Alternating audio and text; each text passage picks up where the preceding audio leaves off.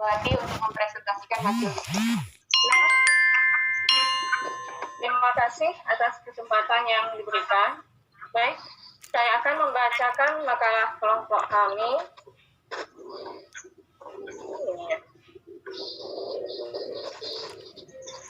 Adapun materi kelompok kami adalah yang pertama, faktor-aktor yang terlibat dalam implementasi kebijakan pendidikan. Yang kedua, pendekatan dalam implementasi kebijakan pendidikan. Dan yang ketiga, instrumen implementasi kebijakan pendidikan. Keempat, jejaring dan koordinasi implementasi kebijakan pendidikan.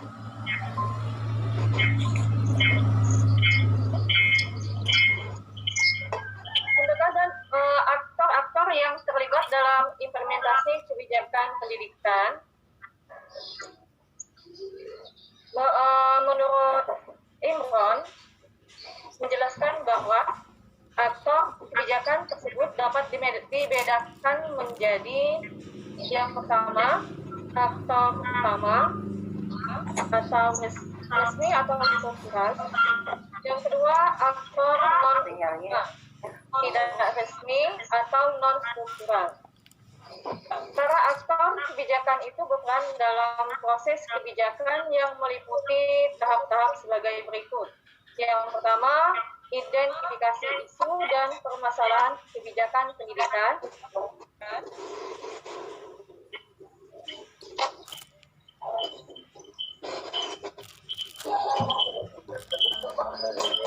Lagi diskusi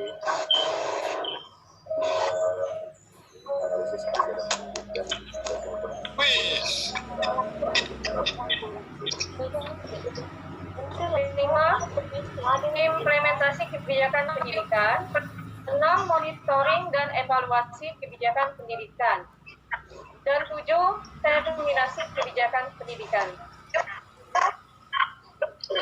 Catatan dalam implementasi kebijakan pendidikan. Suatu implementasi kebijakan pendidikan yang baik pasti menggunakan beberapa pendekatan yang digunakan sebagai pandangan atau acuan dalam menjalankan suatu kebijakan pendidikan. Menurut Solihin, dalam Arif Rahman, mengemukakan ada 4 pendekatan yang digunakan dalam proses implementasi kebijakan pendidikan. Caranya adalah yang pertama, pendekatan struktural. Dalam teori organisasi modern, pendekatan ini bersifat top-down. Pendekatan ini berpandangan bahwa dalam merancang, dalam implementasikan, dan mengevaluasi kebijakan pendidikan harus dilakukan secara struktural sesuai dengan tahapan atau tingkatannya. Semua proses dilakukan sesuai dengan hierarki suatu organisasi dan sangat birokrasi. Dan inilah yang menyebabkan pendekatan ini menjadi kaku jika diterapkan dalam proses implementasi pendidikan karena terlalu birokrasi. Yang kedua, pendekatan prosedural dan manajerial. Dalam pendekatan ini tidak mementingkan penataan struktural birokrasi pelaksana, tetapi dalam pendekatan ini lebih kepada proses pengembangan prosedur yang relevan dan teknik-teknik yang dirancang dengan tepat. Pendekatan ini membutuhkan beberapa peralatan canggih untuk mengimplementasikan suatu kebijakan pendidikan. Yang ketiga, pendekatan perilaku. Pendekatan ini meletakkan perilaku manusia sebagai pelaksana dari seluruh kegiatan implementasi kebijakan. Implementasi kebijakan pendidikan akan berjalan dengan baik. Perilaku manusia dengan semua sifat-sifatnya juga dikategorikan baik. Yang keempat, pendekatan politik.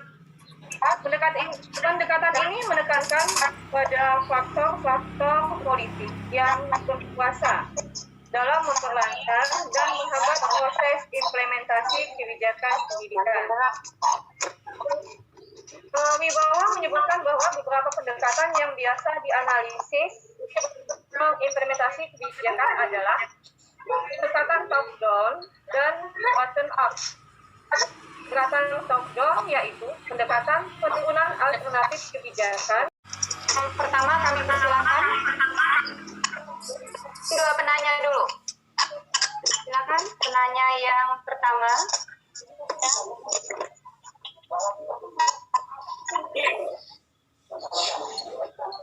Saya.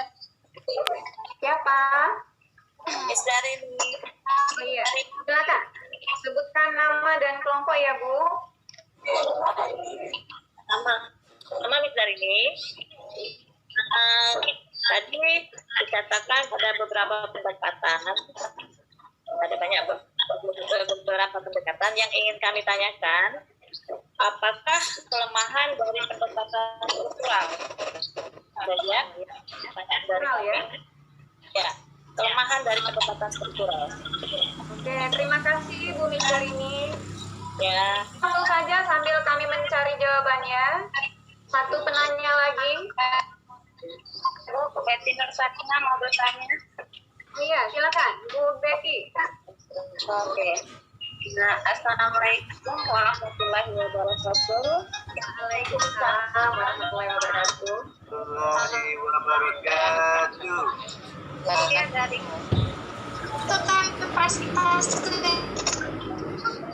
setelah saya mendengarkan presentasi dari kelompok 7, ada semua ID-nya si Pak Mas.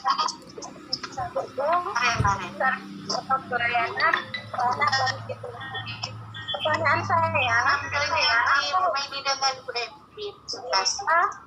bila semua instrumen ini dilakukan oleh pemerintah. Demikianlah saya. Waalaikumsalam warahmatullahi wabarakatuh. Untuk pertanyaan pertama ya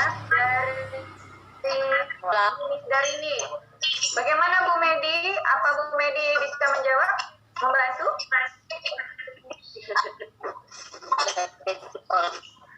Ya, dulu ya. Dulu ya jaraknya. Oke, kita kembali ke pertanyaan dari Bu Miss Darini. Apakah kelemahan pendekatan struktural atau struktural Ulangi. Apa tadi? apakah kelemahan pendekatan struktural? Menurut pendapat kelompok kami, pendekatan struktural ini kelemahannya. Pendekatan ini terlalu bersifat birokratis, atau dengan kata lain dia cenderung ini berpandangan bahwa dalam merancang, mengimplementasikan dan mengevaluasi kebijakan pendidikan itu harus dilakukan secara struktural sesuai dengan tahapan dan tingkatannya. Jadi semua prosedur itu dilakukan sesuai dengan hierarki suatu organisasi. Ini sifatnya sangat birokratis. Ini saja yang bisa kami jawab.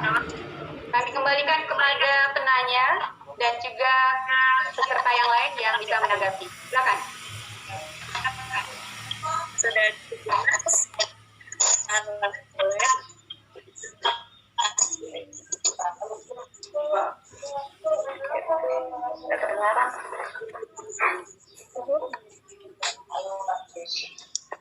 Ada yang bisa menambahkan kelemahan dari pendekatan struktural?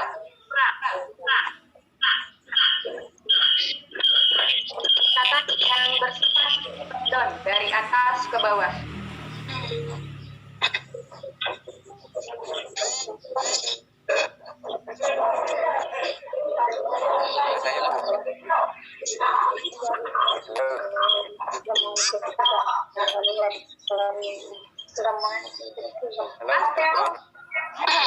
Tanggapi. Silakan Pak Yono.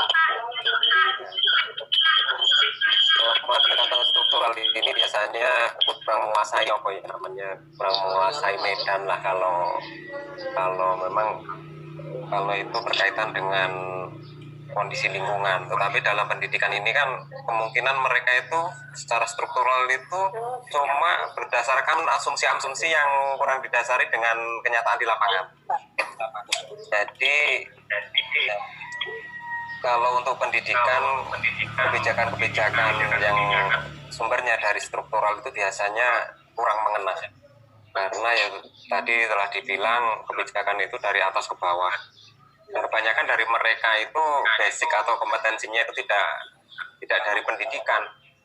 Nah, kelemahannya mereka itu tidak dari pendidikan menentukan untuk kebijakan pendidikan ini otomatis banyak ketimpangan. Makanya kalau banyak sekali sebenarnya kelemahan pendekatan struktural ini untuk pendidikan. Seharusnya kalau menurut pendapat saya atau cuma menambahkan pendekatan pendidikan untuk struktural ini mereka juga harus mengambil dari pendapat-pendapat fungsional, orang-orang fungsional yang berkecimpung langsung di pendidikan itu sendiri. Di kebijakan. Bu Evi, cukup ya? Ya. Waktunya sudah habis, Bapak Ibu. Kami cukupkan untuk kelompok kami hari ini. Nanti kita lanjutkan di lain kesempatan. Jadi, kami simpulkan hasil diskusi kelompok hari ini bahwa aktor-aktor implementasi kebijakan pendidikan itu ada dua, yaitu aktor resmi dan tidak resmi. Kemudian, apa yang harus dilakukan pemerintah apabila semua instrumen itu gagal digunakan oleh pemerintah, maka dapat digunakan keyakinan moral berupa komunikasi langsung ataupun melalui media massa. Ketiga, kelemahan dari pendekatan struktural itu adalah pendekatan ini berupa pendekatan yang top down dari atas ke bawah, jadi sifatnya sangat birokratis, terlalu birokratis, cenderung lamban dan statis. Mungkin itu saja yang bisa kami simpulkan. Untuk itu kami akhiri dengan sama-sama mengucapkan lafaz hamdalah. Alhamdulillah.